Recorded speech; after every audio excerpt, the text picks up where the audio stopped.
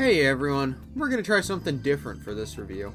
I'm just going to talk about my hopes and thoughts about the kits, and once they are out, I'll make a more proper review, okay? Now let's get right into it with Harmony Sinclair. I'm a huge fan of their Abno selection for this Walpurgisnacht. Singing Machine is a super cool Abno, even if its work conditions are really annoying. This ego is really strong by the looks of it. Its passive is super good for sustaining yourself in longer fights with peon enemies. I also like how it refunds its sanity indirectly, as losing sanity makes you regain sanity, and this ego takes some from you for a few turns. But then we go on to the actual ego. It seems like a real damage-dealing machine. Missing health means more damage, and it sucks up your HP to reuse its final coin. The rhythm effect is delightfully consistent to other IDs this season by increasing offense while lowering defense, which is a gimmick I rather enjoy. I've always lived by the strategy of I will outclass you or I'll die, so seeing that get leaned into is so fun. But that's just the Awakening. The Corrosion seems despicably good. A lot of the same as the Awakening, but it has more attack weight and infinitely cooler animation, and he also gives rhythm to all allies whether or not you score a kill. Plus some extra Wrath, Lust, and Envy damage, which is real common on burn teams, thus making me lean in favor of calling this a primarily burn ego, but I think this will work fine on bleed. Then again, Sinclair doesn't really have any good he egos other than this one, so I personally am just going to use this on like all my teams for the sanity healing and damage ups. Anyway, enough about the insane guitarist, let's get on to Ryoshu. She seems unbelievably good. She inflicts real solid count for sinking, and some good tremor infliction, and a good amount of tremor burst with faint aroma and her follow-up attacks. Oh yeah, speaking of follow-up attacks, she's got two. Stories That Never Cease, which she uses after running out of ammo to reload. It seems to do decent damage and triggers a tremor burst. And then she's got her alternate skill 3, Magnificent End, which automatically targets the enemy with the most faint aroma once you have enough petals, and it has attack weight.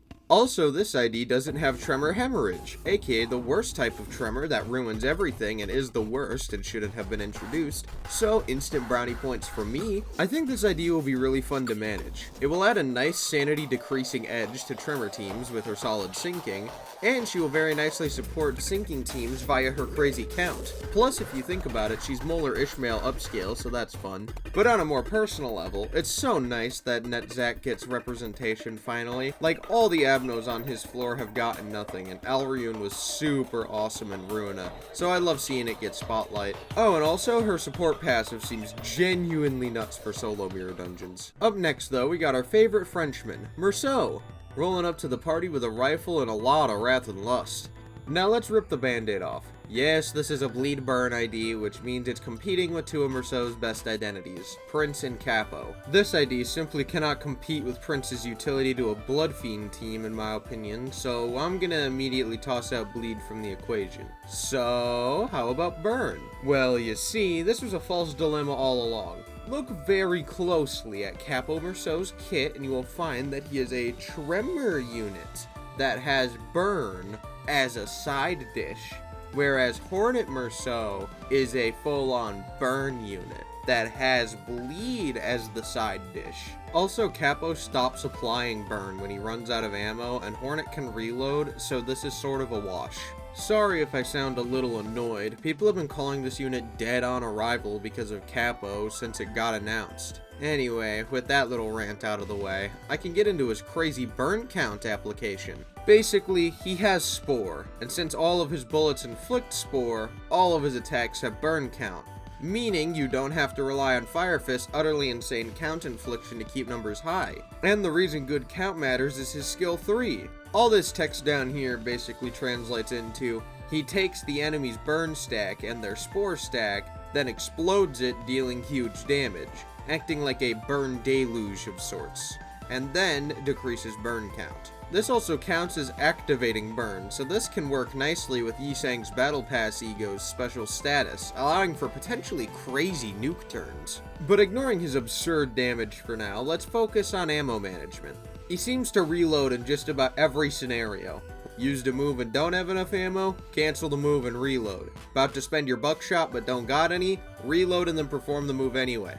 Used your evade? Reload. His reloads do cost sanity, but also burn teams literally supply infinite sanity to everyone in a 30-mile radius, so it's basically just free. The only real downside of his kit is that he gets heavily boosted from loyalty pheromones, and the only way to get those is killing targets with spore on them.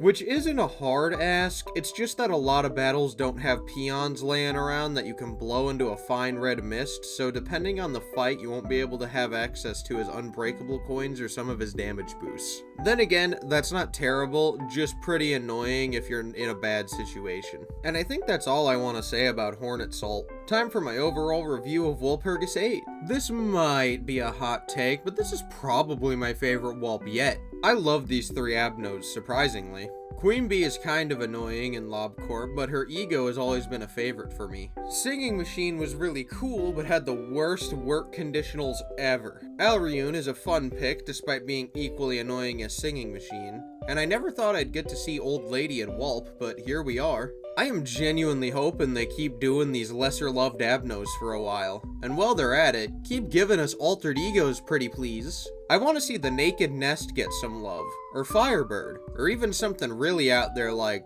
I don't know, Rudalta of the Sleigh? Let me know in the comments if you have any abnormalities you really want to see come back, or any cool ideas for altered ego. Leave a like if you enjoyed and subscribe to see my proper review once it comes out. See you later!